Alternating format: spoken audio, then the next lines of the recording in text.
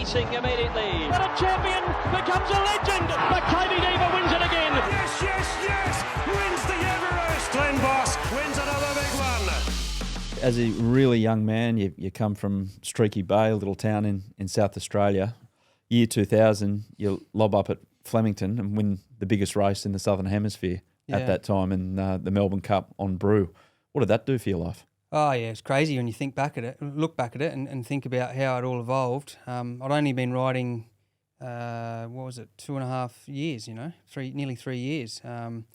So it was, just over 3 years, but it was just right time in the moment, right time, right moment, and I was riding for Mike Moroney at the time. I'd already ridden Brew, and he won on the Saturday to gain a spot, and he had 49 kilos, so there weren't many jockeys that were free, hadn't got a ride in the race, and could ride the weight, and it come down to myself and Michael Walker, and Mike said, well, McEvoy's been riding for us, let's put him on. So went to the barrier draw, all excited, drew barrier 24, went home, tail between the legs with my now wife Kathy, and got home and just thought, bugger it, I'll just throw caution to the wind, and whatever will be now. And it kind of loosens you up in a way. It did, yeah. Because if you drew, like, say, lower than 8, the expectations is obviously quite high. You think the horse can win. But when you're out there, it's got to, let's just go and ad-lib a bit. And that's when your real skill comes out, because you have that ability to ad-lib.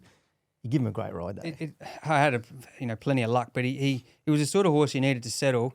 And first port of call was, okay, we're going to get some cover, but I went out there just thinking, right, I'm going to roll the dice. He began fine, rolled sort of, semi-positive.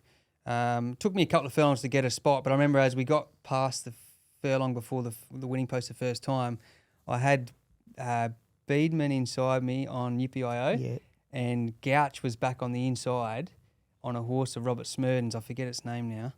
Anyway, it was a horse that wouldn't travel well, this horse that Gouch was on, and I knew that if I just give him a bit of pressure, I'd be able to get Darren to the fence, Darren Beedman.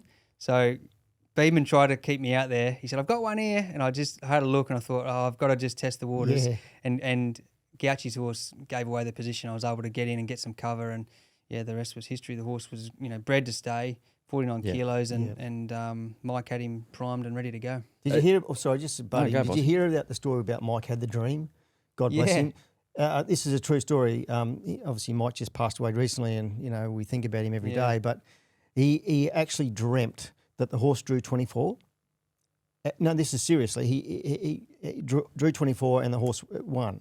That was a dream that he had. It was. I think he even dreamed that it had the black cap, because his normal colours were the red cap. I reckon he dreamed it had the black cap. As well. I knew there was another part to it, and I'd forgotten that was the other part. Yeah. So it's incredible. He had a real vivid dream of his horse winning in the colours. Yeah.